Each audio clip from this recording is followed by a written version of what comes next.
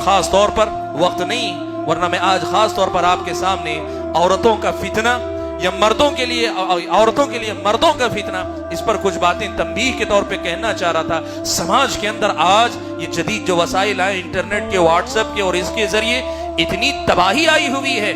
औरतों को अल्लाह तबारक व तआला ने जो मुकाम दिया था वो मुकाम भी पामाल हो रहा है, और मर्दों को अल्लाह के नबी ने जो तंबीह की थी वो तंबीह भी भूल गए। अल्लाह के नबी ने कहा था, मा तरक्तु बअदी फितनतन अदर्रु अला रिजाली मिन उम्मती मिनन निसा, कि मैंने अपने बाद मेरी उम्मत के मर्दों के लिए औरत से बड़ा फितना मैंने नहीं छोड़ा है। और आज औरत का फितना इतना आम है, इतना आम है, अल्लाह माफ फरमाए। पिछले दिनों एक भाई ने फोन किया मुझे, और मुसलसल वो चाह रहा, उसकी ख्वाहिश है कि इस मौजू पे बात की जाए। वो कह रहा है मुझे तो नहीं पता, मैं अब तक भी देख नहीं सका, लेकिन उसने ये बात बताई है कि कोई ऐप है उसका अपना, ये उसकी अपनी शिकायत, ये कहना ये है कि इस ऐप पर नौजवान लड़के और लड़कियां किसी भी फिल्मी गाने को लेकर फिल्मी गाने के तर्ज पर एक्टिंग करते हैं। गाना तो किसी और के नाम पे फिल्माया गया है, किसी और के शख्सियत पर, लेकिन लड़के और लड़कियां मिलकर आपस में एक दूसरे के साथ एक्टिंग करते हैं और उसका वीडियो बनाकर उस ऐप पर वो अपलोड कर सकते हैं। और उसका कहना यह है कि उसकी शिकायत भी क्या थी, हमारे अपने नौजवानों का भी बड़ा अजीब मामला है,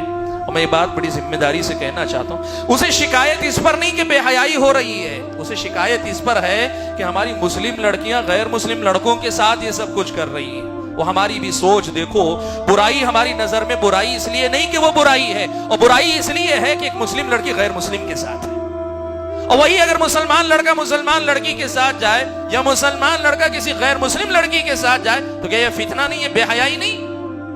मेरे भाइयों, चाहे फितना कैसा भी हो, ये लड़के और लड़कियों का फितना, मैं ये बात कहना चाहूंगा मेरे अपने नौजवान भाइयों और बहनों से, मेरी गुजारिश है कि चंद लम्हों की लज्जत तुम्हारी दुनिया तबाह कर देगी, आखिरत तो बर्बाद होगी ही। लेकिन ये इस जमीन की सच्चाई है। जरा पूछो कितनी ऐसी बहनें हैं इस मोहब्बत के जाल में, इश्क के जाल में, या पता नहीं जो नाम आप दें उसके जाल में फंसकर अपना सब कुछ गंवा चुकी, जबान खोलकर बता नहीं सकती कि हम लुट गई, बर्बाद हो गई। इस दुनिया में हसरत का सामना करना पड़ता है। अपने आप को बचाओ, औरतों के फितने से अल्लाह के नबी ने रोका है। और ये मोबाइल का जो फितना है, इस फितने को अपने आप को, भाइयों, मोबाइल और इंटरनेट ये अल्लाह ताला की दी हुई बड़ी नेमत है हकीकत में। अगर आप और मैं, जैसे मैंने कहा, शरीयत के ज़ाबिते को पहचान कर उसकी हद में इस्तेमाल करें। अगर हद से आगे बढ़कर हमने इस्तेमाल किया तो फिर ये मोबाइल मेरे और आपके लिए फितना है। और आप अगर अपने आप को रोक नहीं सकते, आप अपने आप को रोक नहीं सकते, मोबाइल के हद से बड़े हुए इस्तेमाल से रोक नहीं सकते, नाजायज इस्तेमाल से नहीं रोक सकते, तो शरई तौर पे हुक्म यही लगेगा कि आपके लिए उस मोबाइल को रखना जायज नहीं होगा। आपके लिए जायज नहीं होगा कि आप वो मोबाइल रखें। उन दरवाजों को पहचानो जहां से ये फितने हमलावर होते हैं, और अगर ये मोबाइल वो दरवाजा, वो रास्ता जहां से आप पर ख्वाहिशात के हमले हो रहे हैं, फितने हमलावर हो रहे हैं, तो फिर इसको बंद करो, इसको खत्म करो। जरूरी नहीं कि कोई स्मार्टफोन रखो, आज भी मार्केट में वो सादा फोन मौजूद है जो आपकी अपनी जरूरतों को पूरा कर सकते हैं। बंद करो उन दरवाजों को जहां से ये फितने आप और मुझ पे दस्तक देते हैं। मेरे भाइयों, ये ख्वाहिशात के फितनों से मुताल्लिक चंद बातें थी।